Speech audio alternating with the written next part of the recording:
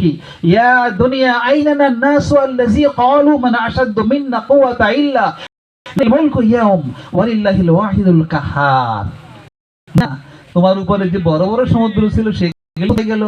তোমার উপরে যে বড় পাহাড়গুলি সেগুলি কোথায় গেল? তোমার উপরে বড় বড় গাছগুলি ছিল সেগুলি কোথায় গেল?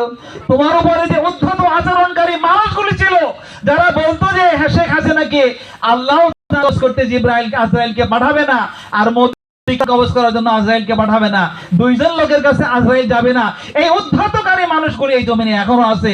আল্লাহকে তো বলতে হবে ইয়া দুনিয়া আইনানা নাসু আল্লাযী ক্বালু মান আশাদ্দু মিন্না কুওয়াতা ইল্লা লিমানিল মুলকু ইয়াউম ওয়ালিল্লাহিল ওয়াহিদুল কাহ্হার। এটা তো আল্লাহকে বলতে হবে।